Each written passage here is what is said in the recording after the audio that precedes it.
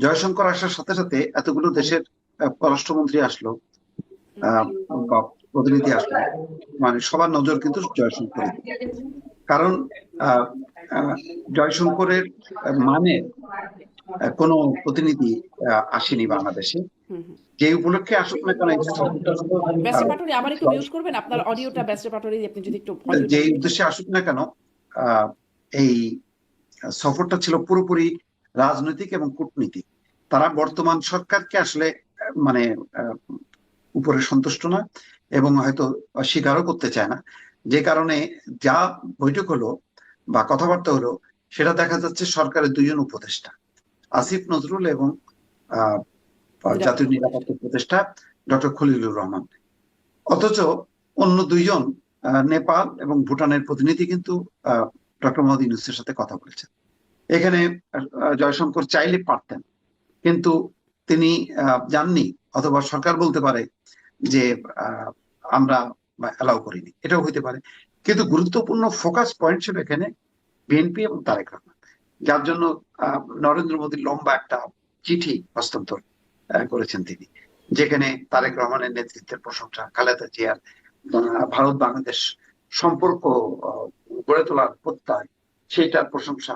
অর্থাৎ এক ধরনের আহ, মানে রাজনৈতিক সরকার, ভবিষ্যতে যে রাজনৈতিক সরকার আসবে যে দলের হাত ধরে, তাদের সাথে একটা সম্পর্ক স্থাপন। পাশাপাশি দেখেন, রয়টার্স এর মাধ্যমে আমরা জানতে পারলাম যে ভারতের দুইজন কূটনীতিকও ডাক্তার শফিকুর রহমানের সাথে দেখা করছে।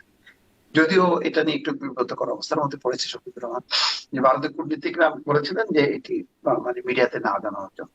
তো শফিকুর রহমান সেটি আহ, সেই কথাটা রক্ষা করতে, যে পরে যখন এটা রয়টার্স এর মাধ্যমে এটা সামনে আসলো, তখন জিনিসটা দাঁড়ালো যে তাহলে এটা কেমন কথা হলো যে আহ, ভারতের কথা রক্ষা করলো।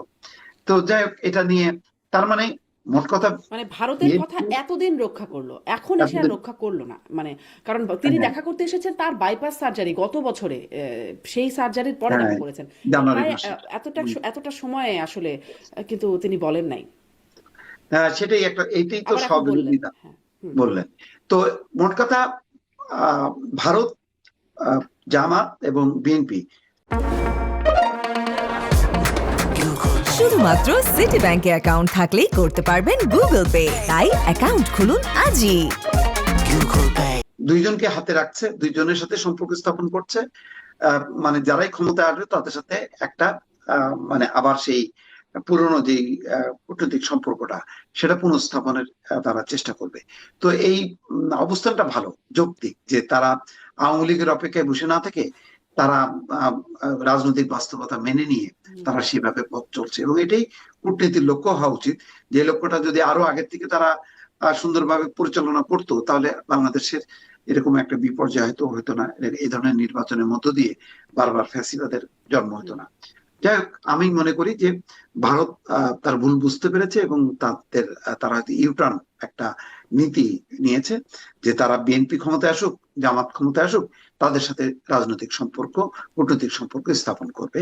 কিন্তু মানে বর্তমান সরকারের সাথে না, বর্তমান এটি আমি একটু, সরকারের ইউনূসের প্রতি হয়তো তাদের একটা হুম, বিতৃষ্ণা আছে, বা আমি বিভিন্ন ব্যারিস্টার কথাবার্তা পাটোয়ারির কাছেও এটা তারা শুনবো, করতে তবে পারছে। একটু মোস্তফা ফিরোজ ওটা বলবেন যে ওই যে 1 বছর পরে এসে তিনি বললেন, এতদিন ধরে তিনি আসলে ভারত যে অনুরোধটা করেছিলেন না বলার জন্য, তিনি এতদিন ধরে সেই অনুরোধটা রেখে এসেছেন এবং এখনো যে পুরোপুরি রাখছেন না তা না, কারণ বলেন নাই যে কোন কূটনীতিক এসেছেন বা কি কথা বলেছেন, সেগুলো বলেন নাই। এটা কি সেই যে অনেকে আবার ওই যে জাতীয় পার্টির চেয়ারম্যান জিএম কাদের যেটি বলেছিলেন যে অনুমতি নাই, এটা বলা যাবে না ভারত থেকে ঘুরে এসে, এবং তিনি বলেন নাই, ওই না বলার সাথে মিল খুঁজছেন, একটা মিল পান?